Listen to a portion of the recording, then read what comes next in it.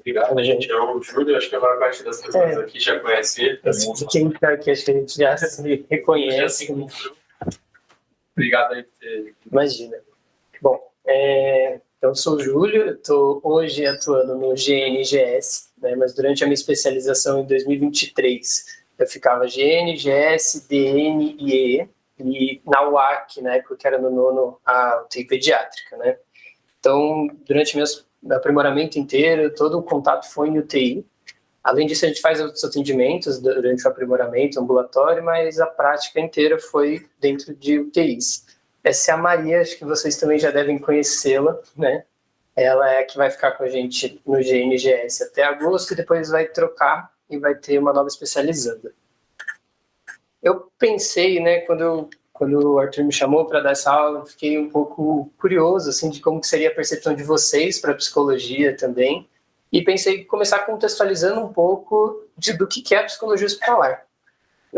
Na verdade, o conceito de psicologia hospitalar ele só existe no Brasil, tá? Ele é bem restrito aqui para o Brasil.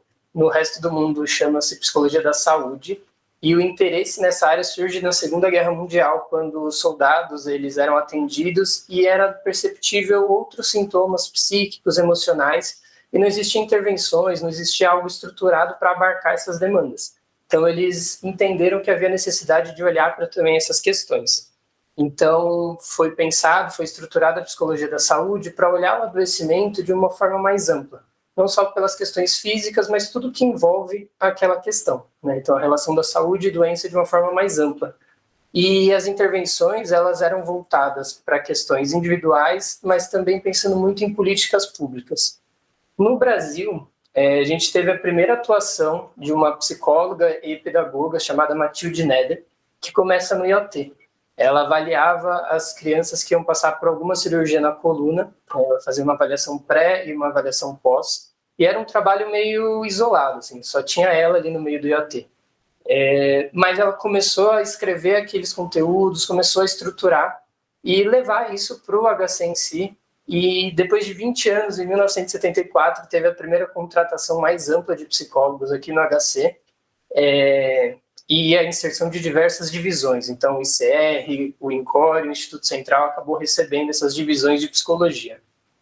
Em 1997, é fundada a Sociedade Brasileira de Psicologia Hospitalar, e diversos estudos, aí começaram as residências, os aprimoramentos, e isso tudo foi estruturando melhor a nossa atuação. Eu digo isso porque a atuação que tem aqui no HC ela é um pouco diferente do que a gente encontra em outros hospitais. Existem psicólogos hospitalares no Brasil inteiro, mas a atuação que a gente tem aqui, a estrutura de uma divisão, como tem aqui, é distinta. Não sei se vocês, né, já estiveram, os hospitais tiveram contato com outras equipes de psicologia e se sentem alguma diferença. Assim, às vezes a gente tem esse retorno de em outros hospitais que trabalham não é tão presente ou é diferente a forma de atuar, né? Não está ali com a equipe todos os dias, por exemplo. E aí a nossa divisão de psicologia aqui no Instituto Central, né? Como eu também estava comentando anteriormente com o Arthur, a gente está passando por um momento de reestruturação. A nossa divisão ela já foi muito grande, depois foi perdendo funcionários, depois da pandemia foi abalado completamente. Até ano passado a gente tinha, ao todo, entre profissionais contratados e especializandos, não chegava a 30 pessoas, acho que eram 20, as 32, 34 pessoas. E hoje, né, no final do ano passado para agora, a gente teve esse aumento bem expressivo. Nós somos 40 psicólogos contratados, então está sendo possível abarcar todo o Instituto Central, e 29 especializandos que ficam aqui 8 horas por dia, de segunda a sexta, e a maior parte do trabalho deles é prático. Então, eles atuam bastante, também auxiliam bastante nisso. Todos os nossos atendimentos, né, a gente contempla enfermarias, UTIs e ambulatórios, e está nesse processo de reestruturação. Existem diversos projetos que a gente está pensando, está tentando colocar em prática, está estruturando. Os que estão mais associados à UTI é um ambulatório de luto, né, para atender esses familiares também, principalmente quando há luto complicado, e um acompanhamento pós a internação da UTI para avaliar questões, sintomas psíquicos que podem aparecer e tentar intervir nesses pacientes. É algo que a gente está estruturando e que em breve também talvez a gente consiga colocar em prática. O Conselho Regional de Psicologia, ele define a obrigatoriedade do atendimento psicológico em diversas áreas do hospital, como aquelas onde tem transplante, clínica de obesidade, e as unidades de terapia intensiva também têm essa obrigatoriedade. Porque aqui é a atuação, né, da gente no hospital geral. O que cada psicólogo faz aqui dentro.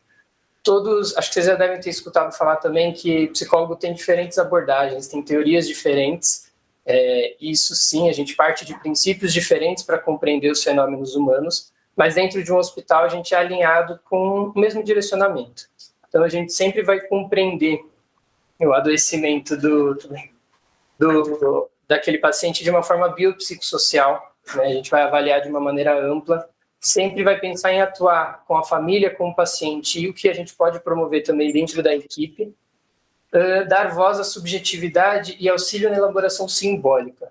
A subjetividade é o que é singular daquele paciente, né? A gente muitas vezes olha para o quadro, olha para aquele adoecimento, olha como aquilo reage no corpo, os tratamentos, mas para cada paciente é diferente o adoecimento. Como isso se insere na história dele, e ouvir, dar voz a essa experiência é importante para que ele consiga elaborar, e aí a elaboração simbólica, de tudo isso que está acontecendo com ele. Para que ele crie um sentido e para que as coisas se tornem um pouco menos sofridas do que naturalmente já são. Todo mundo compreende o nível de adaptação desse paciente, quais os recursos que ele tem para lidar com esse adoecimento, como ele adere ao tratamento, e algo muito importante é como ele se relaciona com a equipe. Os pacientes, quando eles chegam no hospital, eles acabam, e a gente tem pacientes que ficam acompanhados por muitos anos, eles acabam sendo institucionalizados de alguma maneira, e a relação de como se dá com a instituição e a equipe é muito importante para a continuidade desse tratamento e de como ele vai encarar esse adoecimento. E a nossa inserção também promove a integralidade do atendimento a esses pacientes. Aqui desconfigura um pouquinho. E por que a UTI ela chega a ser um lugar onde é necessário, onde é obrigatório o acompanhamento psicológico, né, a inserção da psicologia? Inicialmente, os pacientes e os familiares, ao pensarem em UTI, existe um imaginário popular sobre a proximidade do óbito, um lugar mais crítico. Isso tudo já gera, antes mesmo de se deparar com o que vai acontecer, já gera uma série de questões emocionais importantes. O contato reduzido com o ambiente externo também é um estressor para esses pacientes. As questões ambientais, como a luz, o que eles visualizam, a interação que eles têm com a equipe, isso tudo também já tem um impacto emocional. O convívio com dores intensas, a série de procedimentos invasivos onde eles são submetidos, a percepção do luto, e não só da morte em si, mas a perda de diversas funcionalidades, isso tudo também já é o luto. E algo que, e aí talvez vai para um psicologuês, né, mas o convívio que eles têm com a instabilidade do quadro e a sensação de desamparo é intensa, e isso, para a gente da psicologia, o desamparo é uma das fontes do principal sofrimento humano. O desamparo ele é vivenciado por todos os seres humanos desde o nascimento. A primeira sensação de desamparo que a gente entende é no nascimento. E o desamparo é quando a gente se depara com a finitude, com o limite e com a impotência. Um sintoma que a gente tem desse desamparo são os sintomas de angústia. Angústia é como se fosse um sinal. É dizer que aquilo está muito difícil de tolerar, que se deparar com essa finitude é muito difícil, e a angústia, quando a gente se depara com o paciente angustiado, é dizendo sobre isso. A dificuldade na angústia, e o que faz ela ainda ser uma angústia, é que não existe nesse estágio recursos suficientes para simbolizar. Então, a nossa atuação dentro da UTI vai ser principalmente nisso, fornecer esses recursos para esses pacientes.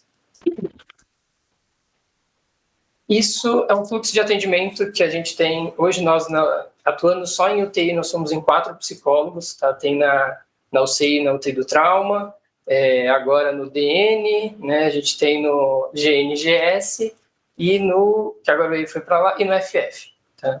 A gente tem os psicólogos somente de UTI, a gente montou esse fluxo de atendimento, onde o início vai se dar ou por uma busca ativa nossa, a gente olhando os casos, compreendendo ali as demandas e iniciar os atendimentos, ou por pedido da equipe, que geralmente vem da equipe médica. Esse pedido ele pode ser por interconsulta por e-mail, mas também pode ser verbal, não tem problema. Muitas vezes tem essas perguntas, né, se precisa formalizar por e-mail ou não, não é necessário, tá? Se vem verbal, se vem durante uma visita, tudo bem, a gente já vai dar seguimento. Quando chega por e-mail, a gente tem 24 horas para responder esse pedido, ou no próximo dia útil, né? A psicologia fica de segunda a sexta. Então, se chega a sexta, a gente tem até segunda para responder. A gente considera, na primeira avaliação, se há uma demanda para psicologia ou não. Dificilmente, dentro de uma UTI, a gente não vai encontrar demanda, seja do paciente ou seja da família. Mas, caso não tenha, a gente faz essa devolutiva e ele segue de alta do serviço naquele momento. Se tem a demanda, a gente estabelece uma meta terapêutica e um planejamento do que a gente vai fazer no tempo de UTI, dá a devolutiva para a equipe, tem sempre essa comunicação. E caso o paciente vá a óbito, a gente hoje está fazendo esse contato com a família depois de 15 dias, tá? Antes não era muito difícil de fazer isso, agora a gente está fazendo e planeja estruturar melhor esse acompanhamento ambulatorial. E se o paciente não foi a óbito, ele tem alta da UTI, a gente consegue promover que ele siga em acompanhamento em enfermarias ou em outro instituto ou externamente. A gente faz essa comunicação com a rede para que ele siga. Caso não tenha uma demanda, ele segue com alta, a gente justifica isso e ele dá continuidade sem acompanhamento. Nesse grupo também, a gente pensou quais seriam os critérios de prioridade para tentar, de alguma forma, auxiliar nesses pedidos que vêm da equipe, né? Dentre os critérios está prognóstico reservado ao paciente em cuidados paliativos, tentativas de autoextermínio, quadro psicopatológico prévio, suspeita ou confirmação de violência, risco de limitações permanentes, como amputação ou funções físicas ou psíquicas, preditores para um delírio ou um quadro de delírio já identificado, quando é perceptível conflitos na relação entre o paciente, a família e a equipe, quadros com intensa dor física, se existe familiares em luto recente, se esses familiares tiveram uma perda recente a essa internação, acompanhantes que é perceptível também uma sobrecarga no exercício desse papel, identificar ou avaliar suporte social quando necessário, necessidade de comunicação alternativa, então o paciente que estiver entubado e consciente e precisar de alguma outra forma de comunicação onde a verbal não é suficiente, não é possível, e pacientes que chegam para a gente sem identificação. Olhando esses critérios de prioridade, acho que fica difícil de entender quais pacientes que não seriam, né, prioridade dentro das nossas UTIs, mas a nossa intenção, pelo menos no GNGS, é de fazer a avaliação dos 24 leitos, né, dos 12 em cada um, e a gente avaliar as demandas e a gente formar esses critérios a partir das nossas percepções da psicologia mesmo, né? Com a minha entrada e ficando fixo ali e os aprimorandos, a gente entende que será possível. E acho que tem uma questão que talvez seja, né, uma dúvida do que a gente realmente faz com esses pacientes, né? Qual que é a nossa trajetória com esses pacientes? Primeiro que, quando chega o pedido, a primeira coisa que a gente precisa entender é a dinâmica do trauma ou o que é essa patologia e do olhar médico mesmo. É muito importante que a gente tenha essas informações de qual seria o tratamento, quais as possíveis limitações que esse paciente teria. Porque a gente tendo essa percepção de vocês, a gente consegue entender melhor o quanto isso impactaria individualmente na singularidade desse paciente, tá? Depois disso, no nosso contato, toda avaliação, a gente faz a avaliação do estado mental, né? Na nossa evolução do MV, a gente precisa preencher essa avaliação, entende se há dificuldades de comunicação e procura comunicações alternativas. E aqui é importante que quando a gente fala de comunicação, a gente está falando de linguagem, e nem sempre linguagem é só verbal, né? A gente entende como linguagem tudo aquilo que o paciente está expressando, seja na relação com a equipe, seja de outras maneiras, seja com sintomas que aparecem. Por exemplo, é muito comum a gente ver nos pedidos que o paciente está choroso, que o paciente tem alguma característica assim. Isso a gente já entende como linguagem, né? O que isso está querendo demonstrar para a gente. E a gente vai entender a subjetivação desse paciente sobre o adoecimento e internação. Então, o que tudo isso, todas aquelas questões da UTI, né, todo esse adoecimento, o que isso impacta na vida desse paciente. recentemente teve um caso de um paciente com hepatite. Ele entendia o tratamento, ele entendia todo o prognóstico, enfim, ele estava sendo bem orientado ali, mas para ele, a questão do fígado estava relacionada com um luto complicado da perda de um filho, onde ele deixou diversas mágoas, onde ele não pôde ter contato com esse filho, ele estava muito distante naquela época, e para ele o adoecimento no fígado se dava por causa disso, por um excesso de mágoas que ele ficou com ele nessa história dele com o filho. Então essa é a subjetivação, né? O adoecimento e a internação para ele tinha esses significados. Então a nossa atuação foi trabalhar na possibilidade de elaborar esse luto, e nesse caso a gente tinha uma filha que também era distante, mas se reaproximava, e de ressignificar determinadas relações a partir da relação com a filha também.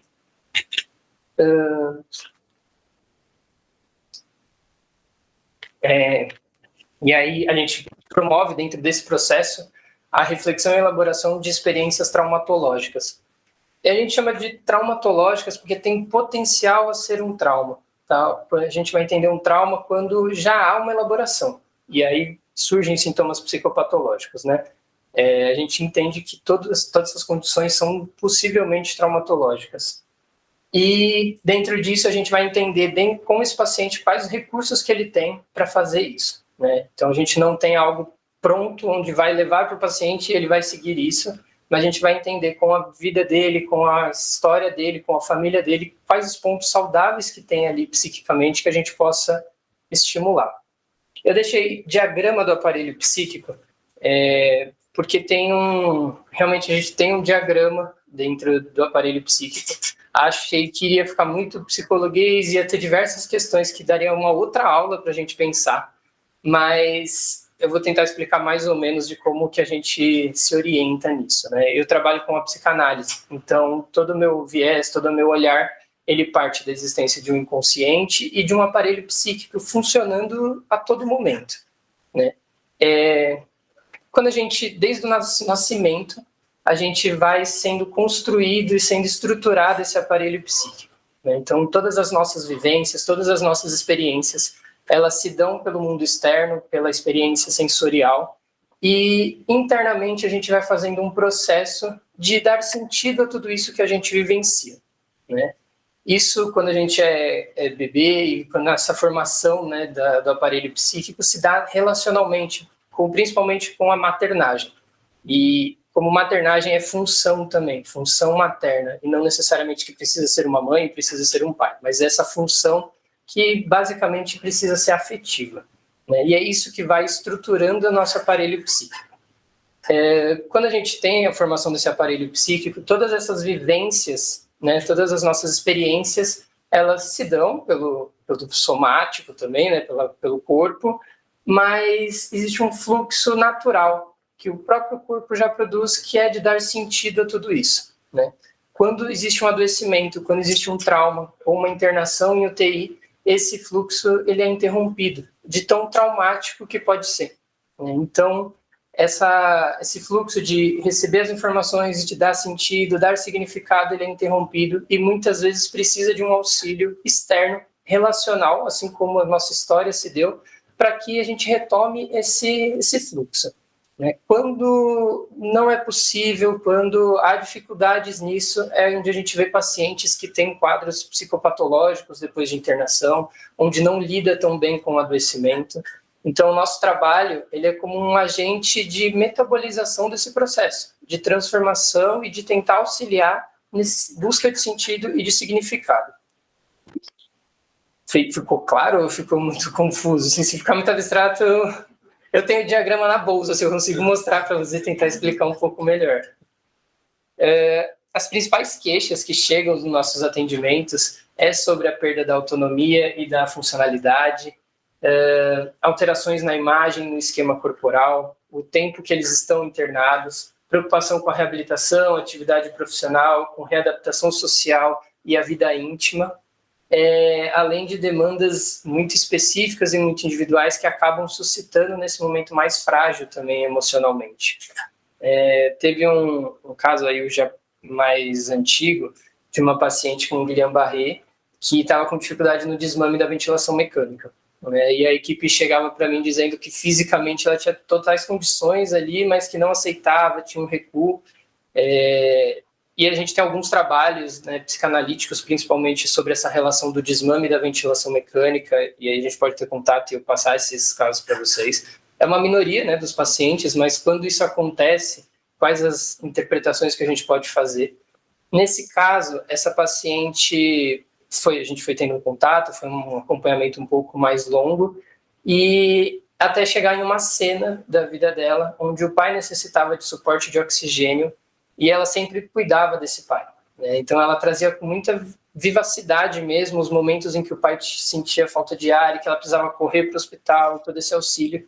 E em um ano novo, ela decide viajar com os amigos e esse pai vai a óbito, necessitou de apoio, não teve suporte naquele momento, ele vai a óbito e ela se culpava muito disso.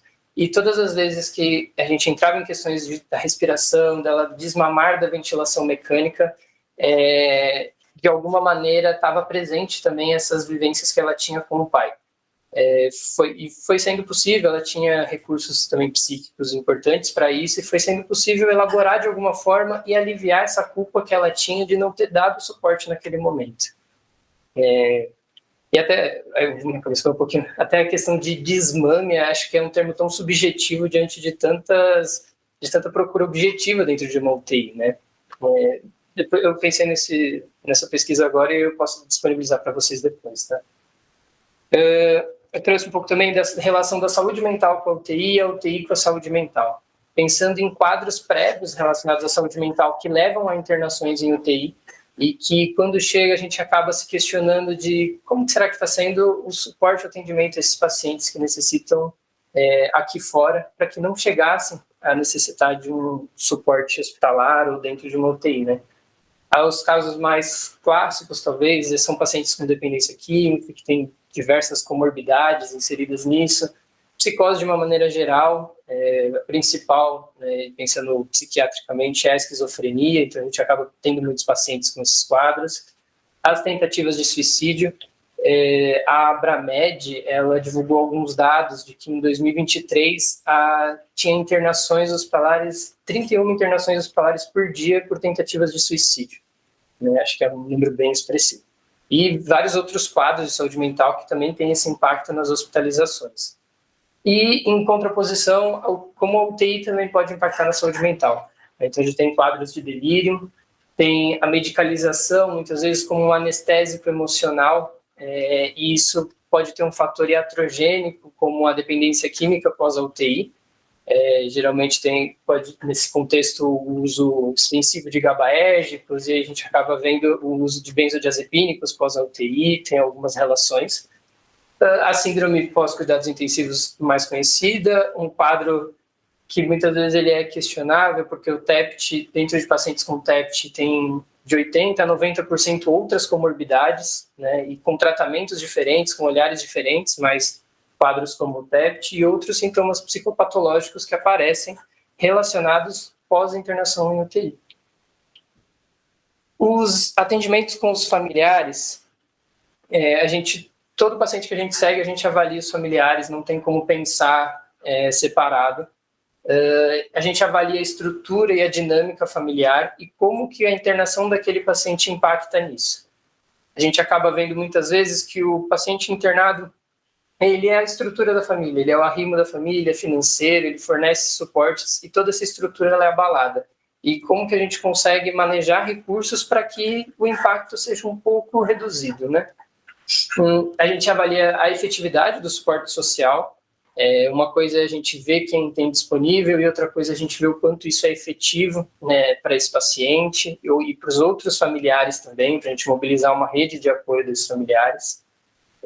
A gente tenta entender a relação com a equipe e com a instituição. Geralmente, por CHC, a gente acaba vendo uma relação até prévia, já de muito otimismo, de depositar uma confiança muito grande, isso auxilia muitas vezes no tratamento, mas nem sempre é assim, então a gente acaba manejando essas relações. A gente realiza o acolhimento psicológico e esse acolhimento ele é intervencionista já. né? O acolhimento psicológico ele não é somente escutar essa família. Enquanto a gente escuta, o que a gente consegue promover de reflexão e de auxílio mesmo prático para esses familiares. E avalia desde o início preditores de um luto complicado dentro dessa família. E aí vai toda uma série de fatores, desde o motivo da internação, como ele está sendo acompanhado, como está sendo a comunicação e de próprios recursos, né, pessoais dessa família, né?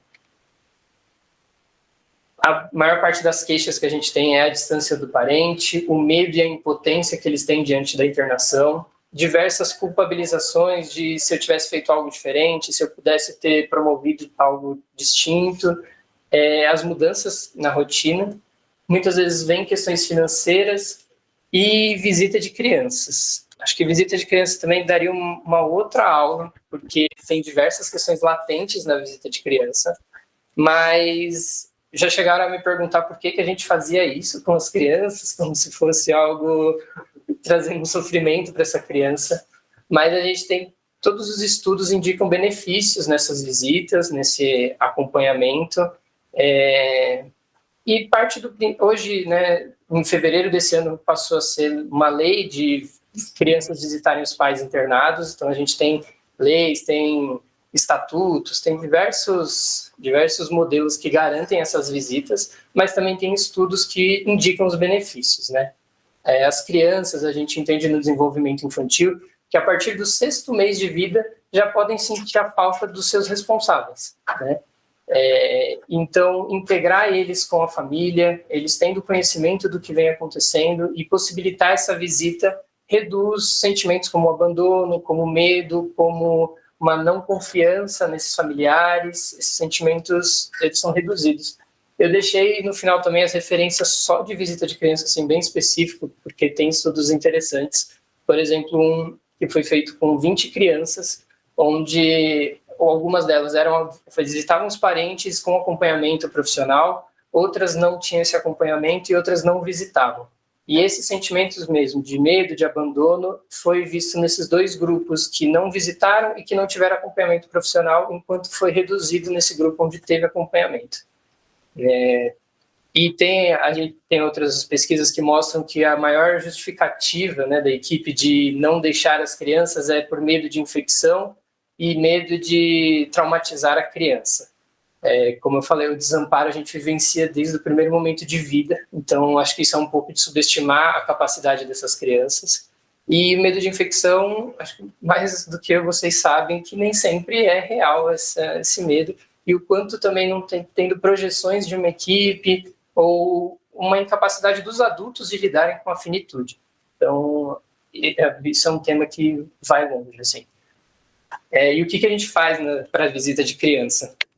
Primeira coisa, a gente avalia essa estrutura familiar, a forma como se relacionam com a criança, como informam e qual que é o principal suporte dela na ausência daquele familiar. Esse suporte é muito importante de estar junto na visita, tanto como um apoio para essa criança, mas também para auxiliar a gente nesse contato. A gente considera o desenvolvimento infantil e as singularidades da criança. A gente pensa no desenvolvimento infantil, principalmente com Piaget, né, onde do 0 aos 2 anos essa criança ela sente a perda, mas ela não tem ali as capacidades egóicas para elaborar tudo isso. Dos 3 aos 5 entende a morte como algo que ainda pode retornar, um pouco meio fantasioso. Dos 5 aos 9 é o operatório concreto, onde ela vai começar a entender que a morte é algo da vida, onde não vai retornar aquele familiar e consegue ter um processo de elaboração. E a partir dos 10 espera-se que já tenha algo que a gente comparável com adulto, vamos dizer assim. Mas isso é muito frágil também em alguns momentos, depende muito da criança, por isso que, independente da idade, a gente pede para que avise a gente da psicologia que a gente avalie. Não tem como a gente ter certeza dos recursos dessa criança, pensando somente teoricamente. É muito importante que haja o desejo de todos os envolvidos na visita, então, da criança principalmente, de quem está trazendo essa criança, e, quando possível, avaliar o desejo desse paciente também. Isso é algo que é muito importante de ser explorado e que nem sempre só na avaliação psicológica é possível, que são as questões latentes e os significados atribuídos na visita. é comum familiares entenderem que com a visita da criança, aquele paciente pode melhorar, ele pode ter um movimento a mais. Isso é muito perigoso, tanto para a família, que talvez não esteja tão alinhada ao que está acontecendo, quanto uma sobrecarga nessa criança. Então, a gente manejar isso e estar mais de acordo com o contexto é o ideal.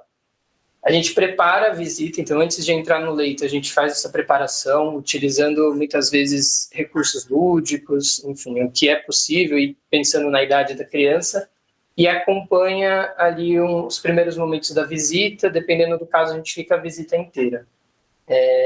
E depois a gente mantém o acompanhamento familiar e entende quais os possíveis impactos dessa visita.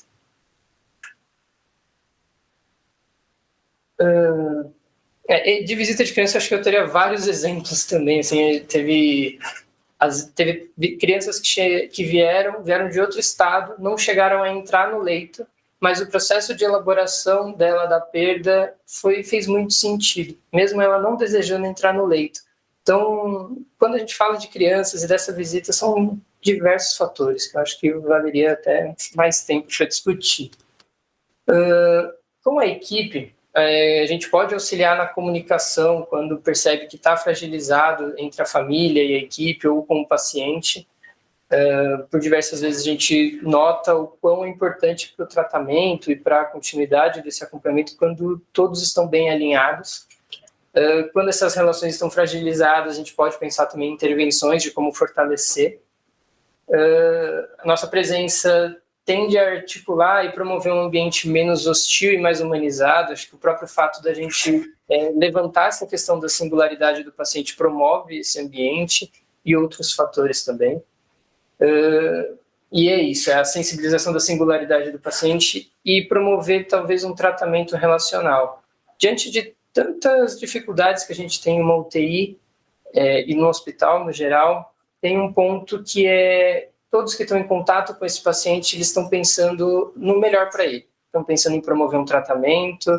Isso a gente não tem em nenhum outro lugar, né? Por ser uma instituição de saúde, a gente tem isso, e talvez seja possível a gente, de forma relacional, promover elaborações para esses pacientes. Eu trouxe um caso clínico que eu acho que talvez alguns de vocês vão reconhecer o caso, né? Mas vamos tentar trazer um pouco dessas referências e de como a gente trata esses pacientes. A paciente C, de 25 anos, reside sozinha em São Paulo, natural de Boa Vista, evangélica, e estava cursando no último período de enfermagem. Esses pontos, né, claro que tinham muito mais detalhes sobre a vida dela, mas já são pontos que a gente precisa ir entendendo do quanto a internação pode impactar. Ela estava sozinha em São Paulo, os principais suportes dela fora do estado, e cursando enfermagem, e o estar escrito evangélico ali também tem uma proposição diante do desamparo, diante dessas vivências, das angústias. A religião, ela entra muitas vezes como uma criadora de sentido. Então é muito importante que a gente saiba a religião e como a pessoa se relaciona com essa religião.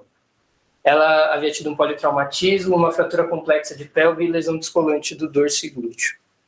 No pedido de interconsulta, esse pedido veio por e-mail, tinham esses tópicos: uma internação prolongada, a gravidade do quadro, uma série de procedimentos invasivos, possíveis sequelas que naquele momento ainda não sabia ao certo quais poderiam ser, e entendiam que havia um componente emocional e ao se queixar dessas dores também. Ela estava passando por dores físicas muito intensas, mas a equipe entendia que havia um componente emocional. E pensando nesse pedido e aqueles critérios de prioridade, acho que todos batem ali. Foram 19 sessões no total com essa paciente. As queixas que ela inicialmente trouxe foi uma preocupação com a perda da sua autonomia, havia uma preocupação excessiva com a mudança corporal dela, alteração corporal, a tristeza pela interrupção de seus familiares e o efeito da internação na rotina da mãe. Nesses dois últimos pontos, ela já demonstrava uma culpa muito grande por ter se acidentado e por estar internada, pelo simples fato de estar internada. E ela, de forma espontânea também, nesses momentos é muito comum ter um esvaziamento do momento do trauma. Ela traz o relato do trauma com muita culpa também. do que tinha feito, do que não tinha feito, enfim, a culpabilização era algo bem intenso. Quando eu comentei do processo, do diagrama do aparelho psíquico, né, a gente dificilmente vai acessar o paciente na infância dele, entender isso, não vai ser possível, não é muito possível na clínica, imagina no hospital, mas mecanismos de defesa que o paciente usa, a forma como ele estrutura, como ele traz as queixas, isso já nos dá indício do recurso que ele tem, do quanto esse aparelho ele é fortalecido.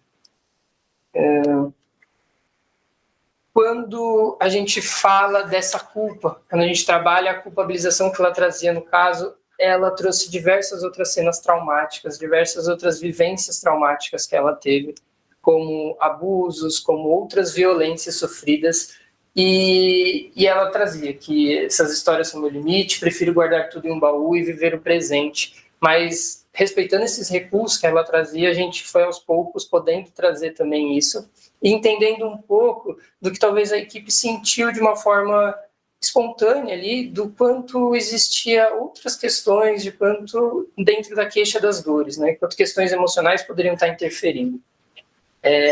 Então era isso, dores carregadas durante a história dela que se intensificavam naquele momento que ela vivia.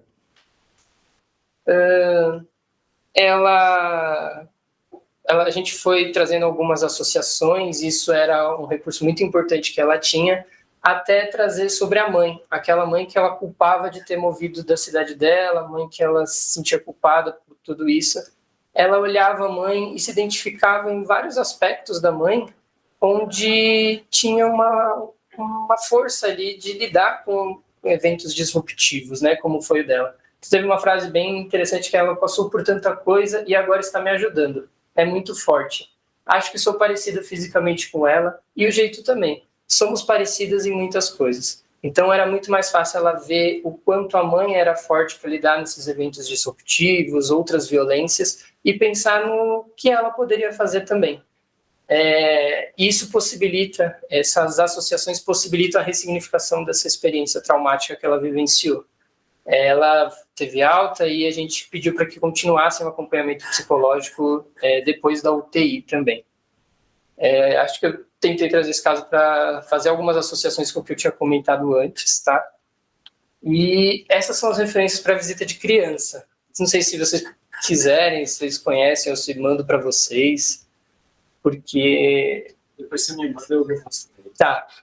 Porque eu acho que talvez seja um trabalho que a gente precisa fazer com a equipe toda, assim, né? Principalmente com a equipe multi também, com a equipe de enfermagem, com a IFIS, enfim, com todos, porque é isso, talvez a visita da criança, expor a criança naquele ambiente, talvez tenha muitas projeções da própria equipe. E aqui são outras referências, né, mais relacionadas ao nosso trabalho mesmo, tanto da psicologia em si, quanto da psicanálise dentro dos hospitais. Aqui tem algumas psicólogas que foram aqui do Instituto Central também, então são referências interessantes. Agora, nesse último momento, eu lembrei de um caso, acho que talvez alguns de vocês estavam na UTI naquele momento, que foi quando uma paciente teve uma parada e o pai estava tendo reunião familiar. Então, naquele momento, dentro da sala, foi avisado que a paciente estava tendo uma parada e o teor da conversa era exatamente esse, e ele decidiu ficar dentro da UTI vendo as manobras, né? No fim, essa paciente foi a óbito, mas é interessante de pensar toda a situação do que aconteceu ali. Naquele momento, ver o sofrimento do pai era algo talvez impressionante para todos que estavam ali. E tinham diversas tentativas de acolhê-lo com palavras, né? Algumas pessoas da equipe vinham e tentavam e recebiam até de forma grosseira uma resposta, né? Pensando no aparelho psíquico que eu tinha comentado, naquele momento em que falam que a filha dele está tendo uma parada e que ele está vendo, todo aquele fluxo natural de elaboração ele é interrompido, né? Então, psiquicamente, ele vai para um estado muito originário, onde intervenções verbais talvez não tenham efeito, talvez não vão ter efeito, né? Então, o acolhimento ele se dá de forma física mesmo. Quando o bebê chora, né, a gente não vai interpretar o choro dele, não vai falar para ele o que está acontecendo, a gente vai trazer ele de forma afetiva para perto, né? Então, às vezes, só se posicionar ali do lado já pode ter um efeito. A paciente foi a óbito e ele quis entrar no leito. Eu acompanhei nesse momento, né, a entrada dele no leito, a gente fica um período ali próximos, em nenhum momento ele tinha olhado para o meu rosto ainda, ele não tinha visualizado, ali ele estava, alguns autores chamam de um estado de parapsicose, né, ele tem uma alteração da percepção do ambiente, de tudo, ele está em outro estado. Teve um momento em que eu falei que a gente tem termos, né, para definir. Quando a gente perde uma companheira, um companheiro, a gente se torna viúvo. Quando a gente perde um pai, uma mãe, a gente se torna órfão. Mas quando a gente perde uma filha, um filho, a gente não tem nem terminologia para isso. Quando eu coloco isso para ele, foi o primeiro momento em que ele olha para mim, né? No momento que ele olhou para mim de uma forma muito natural, ele já começou a fazer um processo de retomar quem era aquela paciente, né? Quem era a filha dele, na verdade, as fantasias que existiam antes do nascimento dela. Então, o que ele e a esposa tinham pensado para ela, como ela convivia com o adoecimento já há vários anos, né? Então, ele vai trazendo de como foi cuidar dela, de tudo isso. Esse processo de retomar tudo que foi a vida deles, de pensar tudo isso, já indica um processo de elaboração. Não que naquele momento ele tenha elaborado, né? Isso vai ser demanda um tempo, demanda uma energia, mas indicou que ele tem recursos suficientes para isso. Então, ou talvez com acompanhamento, ou com a maneira como ele se sentir mais confortável também, talvez seja possível essa elaboração de sentido e evitar sintomas psicopatológicos, evitar um luto complicado, né? Então, ali indicou que ele teria esses recursos. Foi o caso. Aí depois houveram algumas questões, né, do quanto será que isso é benéfico ou não para esse pai ter visto aquela situação, né?